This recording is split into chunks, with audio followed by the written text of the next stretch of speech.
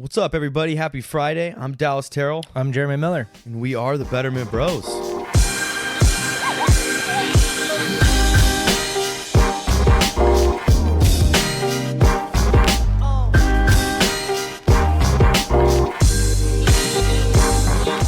What's up, everybody? Welcome back to the show. We are glad to have you. It's a nice little Friday out here in Santa Cruz, California. Here we are. Jeremy's here. I'm here, and we're ready to get right on into it. That's right, Dallas. We got a cool little topic today. We're thinking about doing some uncomfortable emotions. That's right. We've experienced some uncomfortable emotions in the last week. We also had someone write in on the Instagram. We did. About dealing with anger.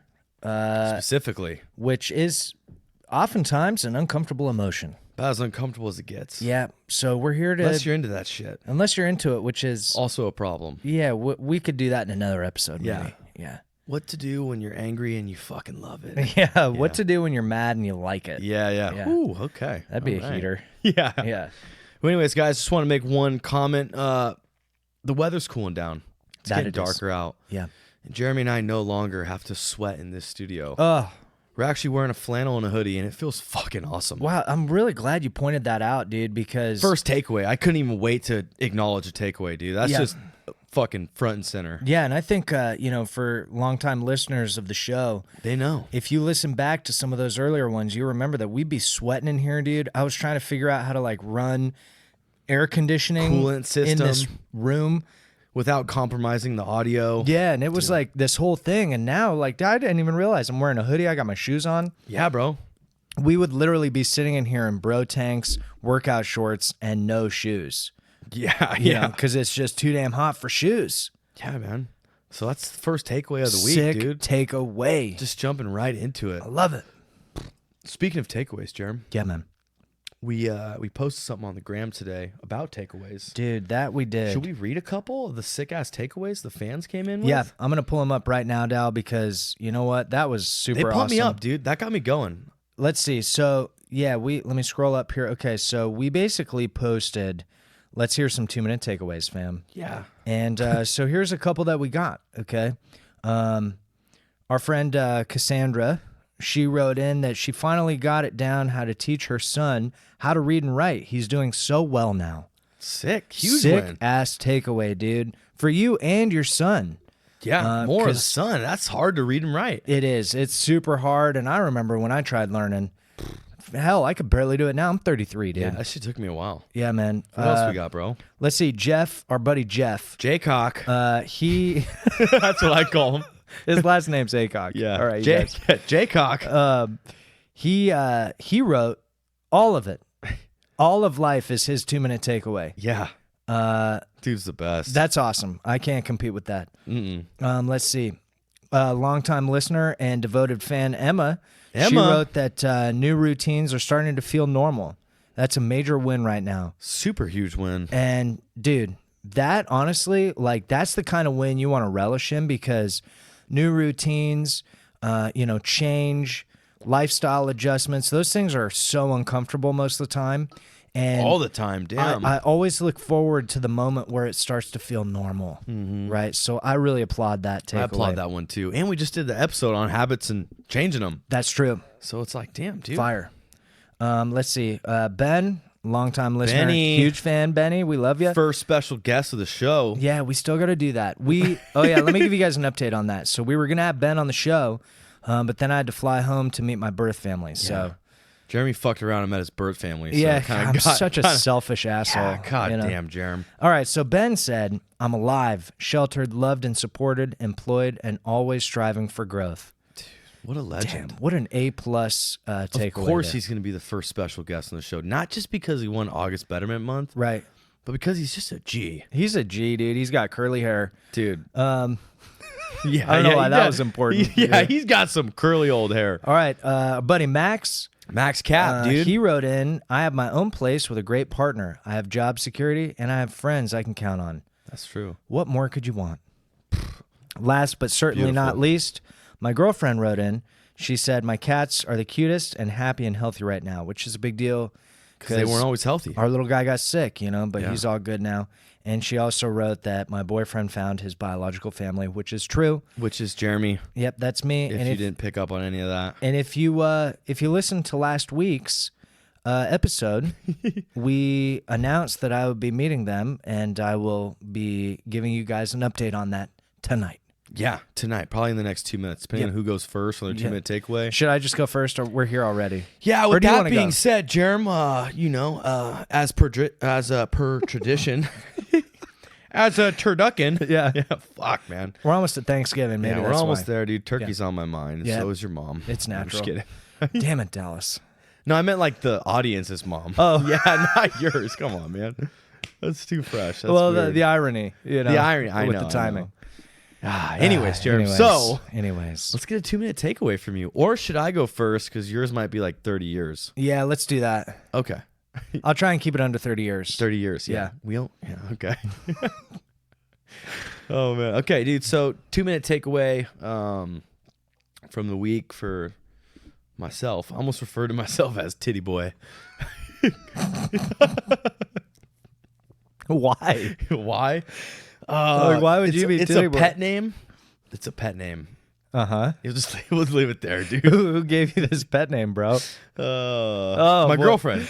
Clarky calls you Titty Boy? Titty Boy. But you don't have any titties. I know, but I like them, you know? You know what I mean? So it's like... I'm dead ass, bro. Man, there it is, dude. I'm fucking dead ass serious. So, yeah. And oh boy, I can't get over this. I refer to myself as fucking Titty Boy, you know? Really? Yeah. I mean, dude, that's a sick ass nickname, you know? I don't know what I love more, the name or how proudly you own it, you know? I do. It's just like habit at this point, you know? Yeah. Well, all right, dude. So we'll take it away, Titty Boy. We'll see if we keep this in the episode, you know? We're keeping it, dude. Let's apologize to our parents now. Yeah, I'm crying, dude, of laughter right now. But we're just keeping it real. That's what we do here on the show. That's right. We're coming at you from the street level. That's right. Authentic, vulnerable, our own personal style. Yeah. Anyways, dude, what I was trying to say is that takeaway from the week. Yeah, you're loving it, dude.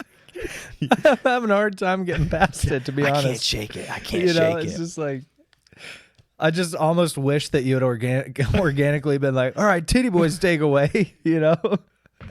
Oh, man. Okay. Oh, all right, Dal. Shit. Let's get some gratitude out there. Gratitude, dude. So, throughout the last 2 weeks, we've been trying to get someone in my family into treatment. Awesome. And, it's a pretty cool experience. This particular family member was estranged from the family for like 13 years. Mm-hmm. Pretty important part of the family for sure. Mm-hmm.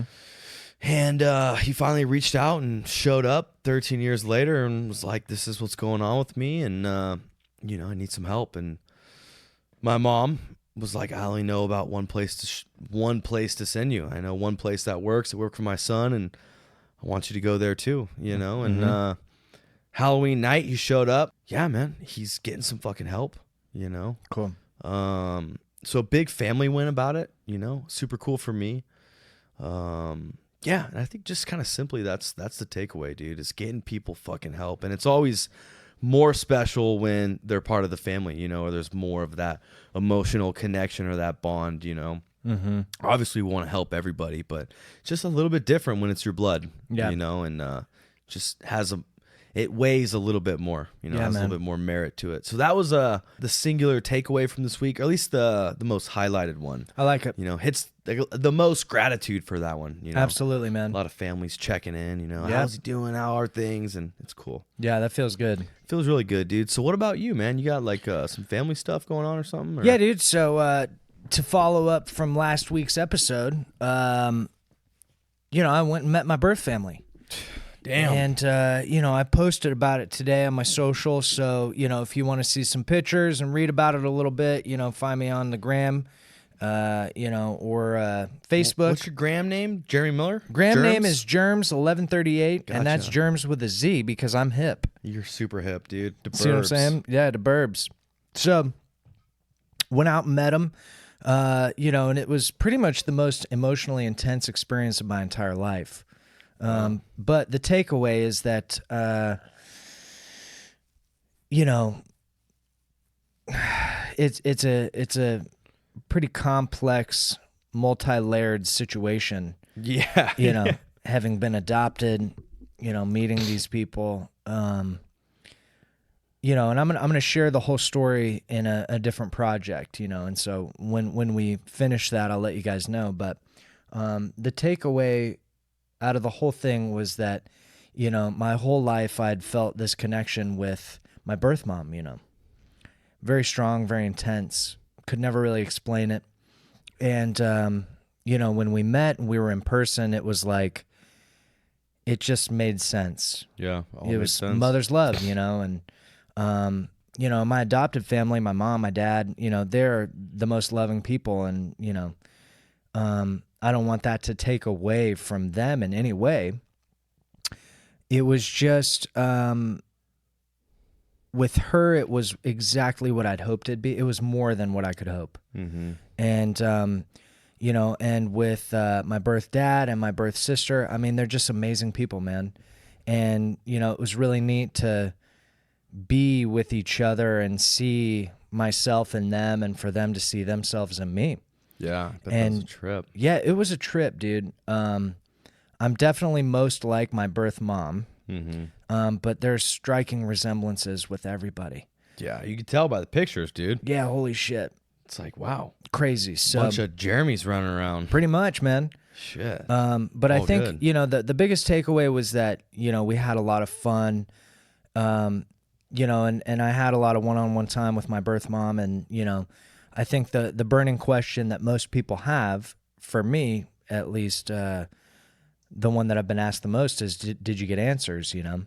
And I did. Yeah. And what was interesting was that they were answers I already knew. Mm-hmm. But hearing, you know, her explain everything and, you know, and make sense out of it. Yeah, deal. it just, it brought a lot of clarity. And, you know, the fact that they had loved me from afar this whole time, it's pretty trippy, man. I could imagine. And the amount of love that I got, it's just, you know, there's no words, you know, no it's words. Hard to put into a takeaway. No, yeah, it's an emotion.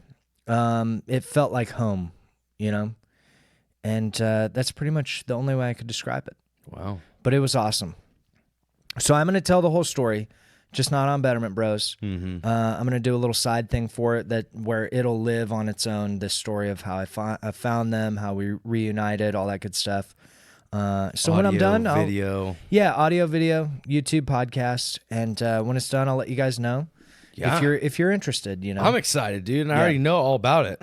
Yeah, dude. I'm like, I want to see that. Yeah, I'm gonna try and put it, you know. I'm gonna make it as concise as I can. Probably like 4 or 5 episodes. Gotcha. That's it. Yeah. And that'll be it forever. You know, just a cool story. Yeah. That's my takeaway. Sick takeaway, dude. Yeah. And congrats. I think that's what you say, right? Yeah, I think so. I saw a lot of people were like, congratulations, you know? Yeah. And I was like, I wonder if that's like the right word to use, you know? It or like, felt right. It felt right, right? Like, yeah. Yeah, I mean, yeah, and the other takeaway was, you know, I mean, there were some one-liners, Dal, that they said to me that like just, the shit'll melt your heart, you know? Wow. I'll share one on the show. Yeah, share one. A little dude. Give teaser. the audience a little I'll give you sliver. guys a little teaser. I'm going to tell them the one I told you earlier. Oh, okay. All right, so get ready, folks. I'm sitting there with my birth mom, right? And we're driving, and you know, we're all emotional. Me, her, and my girlfriend Mariah are in the car, dude, and it's just I couldn't believe I was able to drive, honestly. But you know, we're sitting there, and my birth mom was telling me about, you know, when she held me when I was a baby. She had me for like a week or two. We're still a little unclear on the time. It was a long time ago. Yeah, dude. But she was holding me, and she told me, her words, she said, I said I love you to you over and over and over, hoping it would last, or it would tide you over between then and now. Damn. Wow. Dude. And, you know, hearing that is one thing, but feeling it is totally different. Something else completely. And I felt it, you know. Wow. Yeah. That's crazy, man. Crazy shit. Talk about an experience. Beautiful. Yeah, so many takeaways. It's hard to kind of just It's hard to narrow it down, but to a couple. the whole thing was, take away my life, man. Dude. And Fuck. it made me, it made me really appreciate a lot of things beyond what I usually appreciate. Mm-hmm. Like all of a sudden, money didn't matter, stuff didn't matter. Yeah. It's really good for me to be led by my heart and not my mind, because I'm a very analytical guy. Yes, I'm a you solutions guy. Let's figure it out, purpose driven, but like money driven, and this just kind of like put a lot into perspective about life, the universe, all this shit, man. It kind of sent me up into the clouds, and now I'm rethinking a lot of things, Which is good, dude. New perspective. Awesome. Yeah. Yeah, the ultimate reframe, dude. The ultimate. Yeah. Probably the most intense reframe of your life. My life. Yeah. Yeah, dude, it's wild. Super crazy. It's hard to even comprehend. Yeah. But super proud of you and happy for you. Thanks, Sick, man. Dude, that's so cool. Yeah, and that's why we decided to do the topic tonight of dealing with uncomfortable emotions. Because they do come up. they do. And they will. I just dealt with quite a few. Yeah. What kind of grade would you give yourself as far as dealing with those uncomfortable emotions? I give it, while I was there, I give it an A. Yeah. As soon as I woke up back at home, C+. Okay. Because you know me, dude, like, and I wonder if anyone in the audience can resonate with this, but You're that guy too. in the thick of it, right? All good. All good, man. I'm fucking, dude, nothing could touch me, man. And again, like once the volume turns down on the heart, the volume mind cranks on the mind. Yeah. Right. That's where it gets dicey. And my mind and my heart argue all the time. Mm-hmm. And, so the next day, we flew back Monday night. I woke up Tuesday morning and I was, to put it mildly, I was very confused. Mm-hmm. Probably both heart and mind. Yeah, all of it. Yeah. Just confused. But I give it a C+ because, I didn't cave in. Nothing, it didn't fuck me up. But yeah. the weight of it, the gravity of it definitely had me spinning, man. Yeah, and the compassionate side of you is like, dude, give yourself a break. Yeah. You've never done this before, man. For sure, dude. Yeah. And, having my tribe behind me definitely made that a lot easier. I could imagine. Knowing, like, it's all good, It's all good. But I think, to segue, Ben, who we've mentioned on the show a bunch of times, Benny. he wrote in about, how to deal with anger. Yeah. Right. And, anger at people, anger at the world. And, I felt some anger, through this experience. Mm-hmm. And obviously we've both dealt with anger, in our lives. Yeah, absolutely. And so I thought we could just crack into it a little bit and, talk about dealing with uncomfortable emotions with a little bit of a focus on anger. Yeah, right? Absolutely, dude. Yeah. And I think, before even getting into it, it's kind of like very like case by case for most people, but I think there's a lot of like, standard things that people could probably take away just from listening. For sure. For sure. And usually they're very simple, as always. Yep. They're very simple. Yep.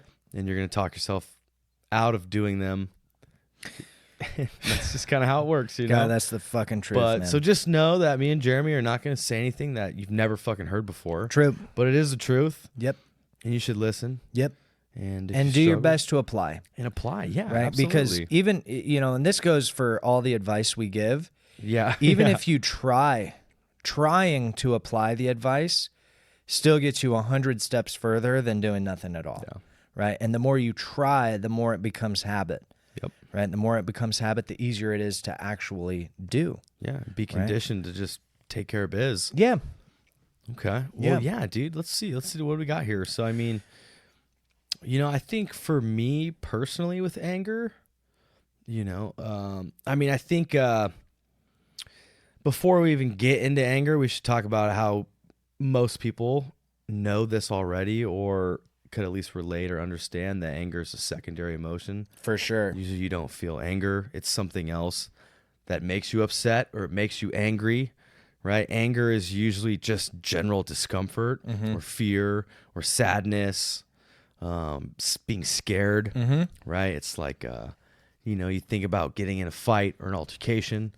You present as angry, but really you're fearful, right? Like fight or flight. You know, when you think about fight, okay, like you're presenting as tough and big and bad and don't fuck with me because you're scared. Yeah. Right? And I think that's super important. Yeah. Because addressing anger is not really addressing anger. No. So people don't know that. I don't want to say like that's like how it always is, but for the most part, you're not angry. You're scared. You're fearful. You're worried. You're sad. You're upset. There's something else under there. And I think that's kind of the prerequisite. The first thing is like, let's figure out, let's get in the habit of looking to see what the fuck that really is. Yep. Before just like, I need a punching bag. Right. Because I'm so goddamn mad all the time. Yeah. And I think that's a really good place to start because, I felt like a lot of anger over the weekend. I can imagine. And it wasn't what you would think I would have been mad about. But every time I felt anger creeping up, I asked myself, okay, what, if anger is the train, right? What's fueling the fire? Right. What's making you What's angry? the gasoline in there? And I know for me that I will use anger as a protection. Absolutely. It's a defense mechanism. And, I know now that when I'm angry, there's usually other feelings behind it. And so what I try to do, and like we talked about last week, is I like to just recognize that there's some sort of strategy in there. Okay, so let me give you an example, right? So with this adoption shit, which I hate to sound like a broken record, but it's very relevant in my mind right now. So most people assume that being adopted, you would be angry at the birth parents, right? Because it's like there's abandonment and there's this and that. And I'm not going to sit here and say that I never felt those things. But the anger was actually just me missing them or longing for them or feeling less than, right? And then it presented as anger outwardly, right? But the truth of the matter is that like when I was sitting there with my birth mom, I 100%, full conviction, full honesty. I sat there and I told her I was never mad at you for this. Right. Right. Which is very true. And she needed to hear it. Of course. I did tell her though, that behind and what anger there was behind it, it was just that like, I see these pictures of you guys hanging out and sometimes I'm like, fuck, I would have liked to be in those pictures. Yeah. I would have fit right in, and so, when I was sitting with those feelings, it was really important for me, myself, to really understand that anger wasn't the actual, it was the result, not the start, Totally. Would you say it was kind of more sadness? It was total sadness. Right? Like fear that you missed out? Or it was sadness. It was FOMO. It was jealousy. Envy. Yeah. Right? It was all these really complex emotions, right? That all, for the most part, hurt and don't feel good. Exactly. And what I like to think, especially with anger, is that anger is the result of pushing out other fundamental emotions, right? So when I feel sad and I don't want to, it turns into anger. Yeah. Right? When I feel afraid and I don't want to, it turns into anger. Yeah. Right? And so with the family situation, I look at my birth mom and I think to myself, I love this woman. I have so much love for her, right? And the anger that I felt when I felt it, it was not actual anger. It was the result of me shying away from the sadness or from the FOMO or from the envy. Totally. It's me trying to push that shit out, and what presented in the world. It's uncomfortable. It's very uncomfortable. Yeah, I always tell people that too. It's like anger is just a result of discomfort. Yeah. To some degree, like being uncomfortable with what's really there. And we just say, oh, I'm just angry. Right. So yeah, I think we got that one out of the way. Yeah. And for me, like just, a takeaway for you guys, if you're listening and you struggle with that kind of shit, is it's simple in theory, but very difficult in practice. Yes. And that is naming the emotion, but not stopping there, but digging a little further to see what the driving force is behind it. Mm-hmm. And when I'm angry, right, it's the hardest thing in the moment when you're mad. Totally. Right. But if you try, you just stop, take a breath and say, okay, what is behind this anger? And if I see envy, if I see jealousy, if I see FOMO, if I see sadness, and I identify that emotion, the anger, it may not go away, but it dissipates. You know, it loses a lot of its strength because I look into myself and I see the sadness and I make space for it. Mm-hmm. Right. Making space for it is just being available. Yeah. It's saying, hey, sadness, I see you. Thank you for being there, because at some point I used this to protect myself, right? And as soon as you make it okay for an emotion to exist, it automatically loses a lot of its power. I love that. That's what I did. No, that's a great takeaway, dude, yeah. and a great strategy. I think, you know, for maybe someone that's newer to dealing with anger or newer, right? You're kind of a seasoned vet. Yeah, that's processing your emotions. There was a long runway to that. Yeah, that was like about a decade of living, you know. But like you were saying with, right, like giving yourself space to see what's there. You know, a lot of people that are probably new to this or are trying this or haven't tried it yet are probably not like well versed in creating space, not well versed in like, hey, I'm mad. Let's take a look and see why. Right. You know, so it's like, you know, it's a great idea to have a therapist, a counselor, or someone in your tribe, you know, or at minimum just to withdraw, to create space to look, you know, because that's usually what's not happening, right? Like, there's something there that you don't create to look. Like, I know with me, you could attest to this, that I'm a hothead. I can get hot quick, dude. Yep. And, you know, once I was able to create enough space or like withdraw from whatever I was pissed off about, like for years, I knew that once I was pissed, there was things I had to do immediately or else things would never get better, right? I would send that email, I'd send that text, I'd make that call, I'd punch that person, I'd say what I didn't want to say. So I almost had to take L's, like losses, right, by withdrawing. Right or wrong, justified or not. Just to create enough space or a gap to see what was there. Because once like you, right, once I found what was there or created enough space to see what was there, I knew that I could probably deal with it. For sure. Right? We've dealt with sadness before. We've dealt with jealousy, envy, FOMO, hate, fear, whatever it is. We know how to deal with that for the most part. Right? And the audience, if they don't know how to deal with some of those specific things, feel free to write us about those emotions, you know. Please. But I feel like that's kind of what it is. Like, we have strategies to deal with good emotions. We have strategies to deal with bad ones, right? And anger fucks us up because we don't know which one it is. Right. You know, so if you feel like maybe you're failing at giving yourself the space or the shot to look, there's a bunch of different ways to go about creating that space and about looking. And if you don't feel competent enough to do it yourself, write us in so we can help you with that. Yeah, I think that's the important part too. For sure. Yeah, and you said and something. It's case by case. Yeah, absolutely. It's very singular. But you said something that's really important in that, you know, when you get mad, you know, there's kind of a checklist of things you need to do. Immediate checklist, dude. Yeah. And I know for me, I hate being wrong. I don't know if anyone in the audience can resonate with that. I can. Yeah, but I hate it. And I hate it. But yeah, guys, I fucking hate it. Yeah. No, like for real though, I hate it. I know you do. But one thing that I hate probably the most is when somebody makes me feel dumb. Right. If someone makes me feel stupid, make you feel wrong and stupid. Yes. Yeah. Or they condescend, right? I'm automatically pissed, and I will generally flash back and say some shit that I can't come back from, right? And it controlled me for so long that, you know, if I had a new job and I was getting trained, right? You're going to feel dumb because you're new. Right. But I would get so mad that you didn't know. That I didn't know, or that you're making me feel like an idiot. You're a fucking idiot. I'm not an idiot, you know? Even if I was being an idiot. Right.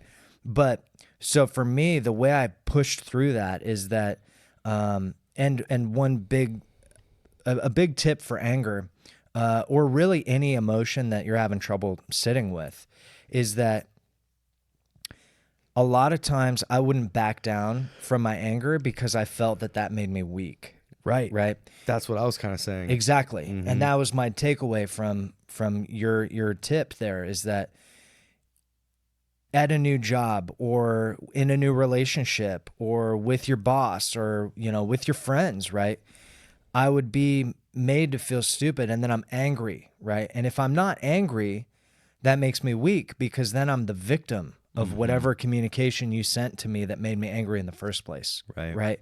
It automatically made me, if I didn't flash on you, then I'm the coward. And right? wrong. And I'm wrong. And I stupid. have to back down. Yeah. But if I get mad, I avoid all those things. Right. Very true. Wow. And so for me, the way I got past that, and the way I'm teachable now, and the way I can be wrong a little more gracefully, a little more, right, is that I just tell myself, this doesn't make you weak. Nice. Right? The anger made me weak, because the anger came as a result of avoidance, right? And avoidance is why I was angry in the first place, right? Avoidance is where the weakness came from. Wow. Is that I'm not strong enough to deal with these emotions, so instead I'm going to pull the anger card And avoid them all. call you an asshole, right? Give you the finger, and then, the next day in the shower, I'm like, yeah, I was so right. That guy was a dick, But really, it's my inability to cope with potentially being wrong, potentially not knowing the most of everybody in the room, right? Like all these other things. And so when I started to question where that avoidance came from, I realized, like, dude, you're not teachable. You're not easy to communicate with. Like, how can you learn if you're always the one that knows everything, right? And so for me, recognizing that the anger was a result of avoidance really helped me just kind of shake that off. Kind of confront it. Yeah. Like, And fuck, dude. And say, like, you know what? Like, that was mean, right? But if I get angry, then I tell you that I am the victim of your communication, right? But if I can say, you know what, dude, that makes me mad. Please don't do that anymore, right? Or if I can say, hey, dude, like, I really don't appreciate that. Or if I say, even if it's like an altercation at work and I don't say shit, that doesn't make me weak. Right. Right. In most cases, that makes me strong. Right. And so for me, being able to identify that a lack of anger does not equal weakness, that was huge. You know what I mean? Wow. Yeah. Yeah, man, I definitely can relate to that. I think a lot of the audience can relate to that too. Like the backing down, being weak. But I think there's a lot of like wisdom and intelligence in being able to control that. Yeah. Like, is it wise of you to crack off habitually, Right. knowing that's never yielded positive results? Or is it wise to take a step back and see what you want to say, or what's really there? Right. Or make a positive change. Right. Which I feel like that's the outcome that we're looking for. Absolutely. And I think, like, because most people, who would need this advice, the question that would be at the front of my mind, the question that is at the front of my mind often is like, yeah, but what about in the heat of the moment, right? Yeah. And so for me, I have a very firm rule, right?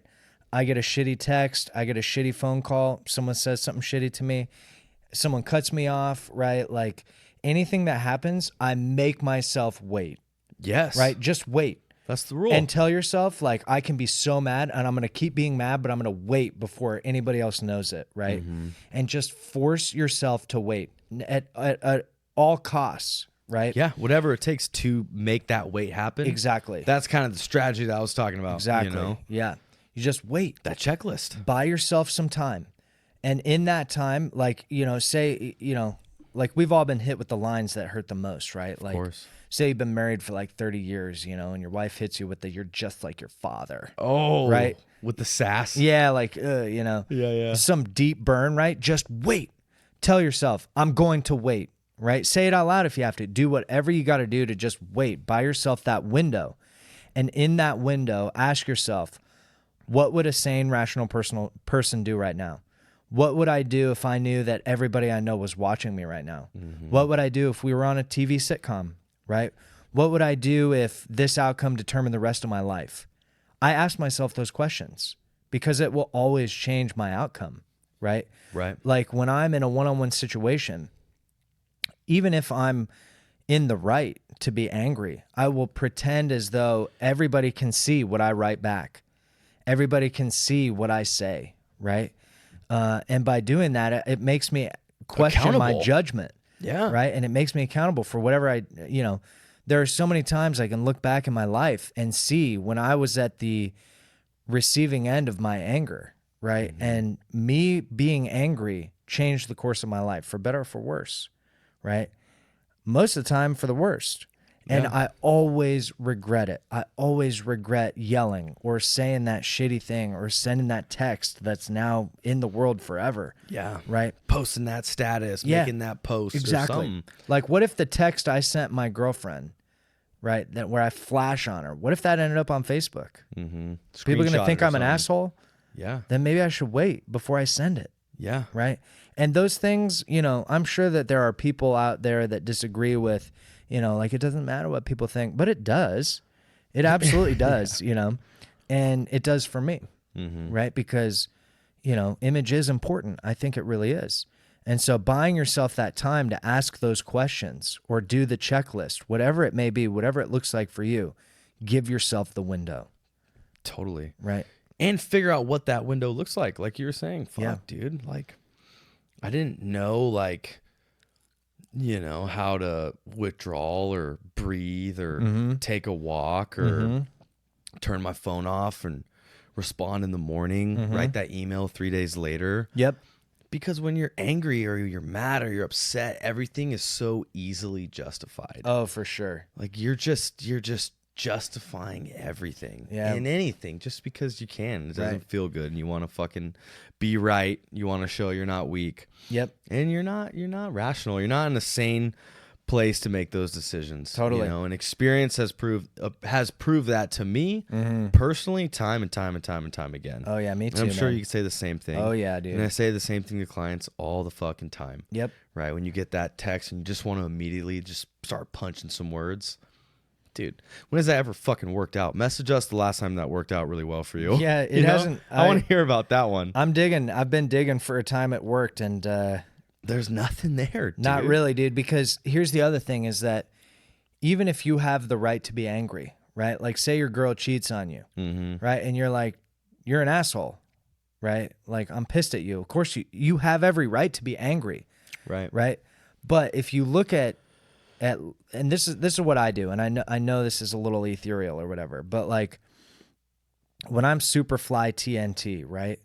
And I want to be so mad, and I know I have every right to be mad, and I have every right to be an asshole about it because you hurt me, and now I'm mad about it, right?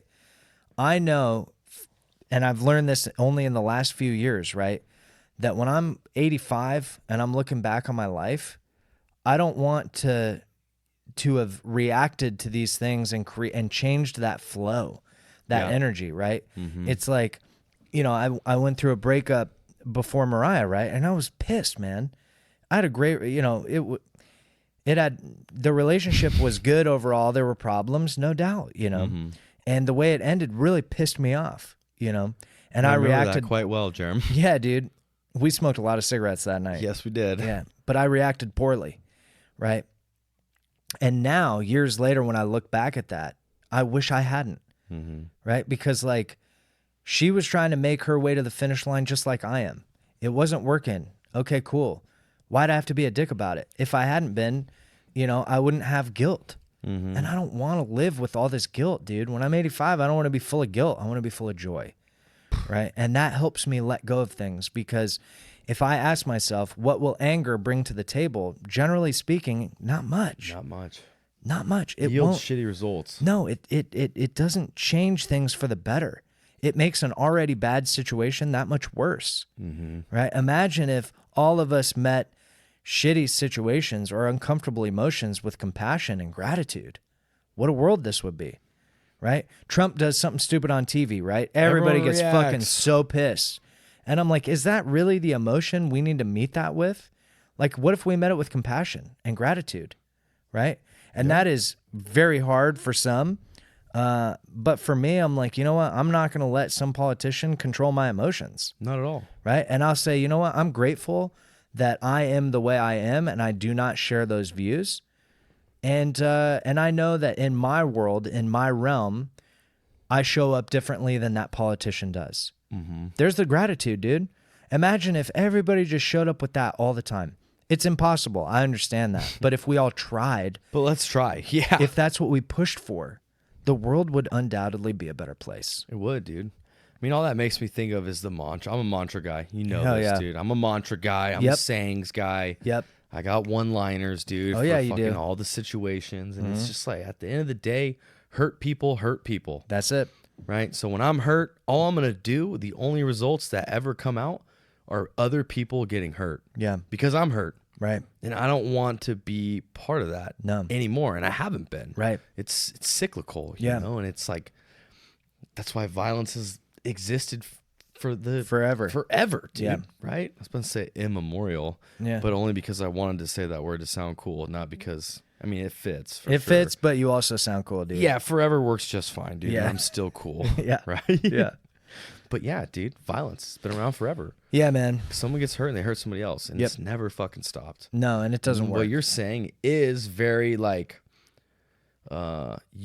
utopian. Yeah. Right? Like, we could just hope for it to be like that. Right. But I want to be the guy that fucking at least tries. Sure. You know, rather than just saying like, no, I'll hurt people too, because it's lasted forever, and that's what people do. Yeah, and I mean, and I don't want anyone to get it twisted. I mean, like, you know, in confrontations or in a situation where there is actually a threat, you know, defending yourself or, you know, protection, those are still different than anger, right? And so just to reiterate, I don't think that choosing a different emotion makes weakness, you know? Me neither. And regardless, you know, emotions aren't always a choice. You know, there are people that have, you know, crazy experiences and heavy trauma. And, you know, I'm not sitting here saying like, don't be mad that you went through trauma, right? Like, anger has its place. But what I'm saying is that if you're at the receiving end of your anger all the time, if it's creating problematic situations or making bad situations worse, here's some ideas on how you can deal with that. You know what I mean? Reel it in. Yeah.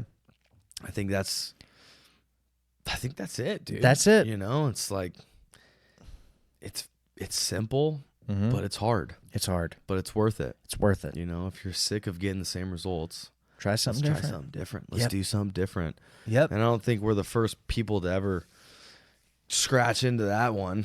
The first people with Titty Boy as their pet name, maybe. Maybe. You know what I mean? Titty Boy. Titty It's Boy. B-O-I, too. Oh, boy. Not even B-O-Y, dude. Titty Boy. Oh, wow. Yeah. Oh, man. Yeah. So that being said, you guys, we're going to sign off. Yeah. Me and Titty Boy Titty here. Boy's getting hungry. Oh, God, dude. Fuck.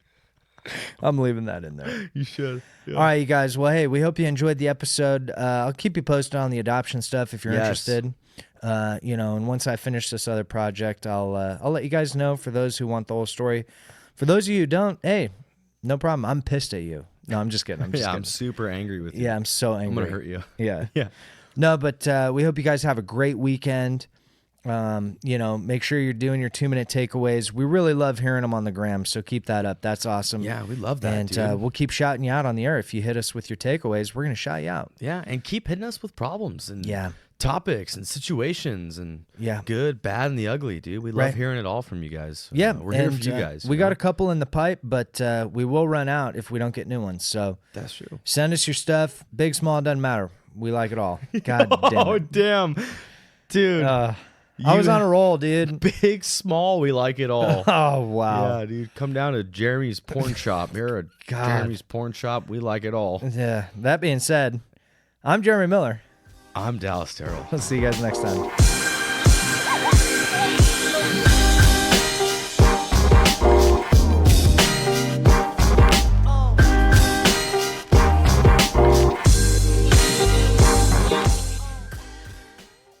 I feel like there's no other reason to add anything else in there. No, that's fire. You know, happy Friday. What's up? Get pumped. Let's do this. Yeah, get pumped. Okay, cool. You ready? Ready?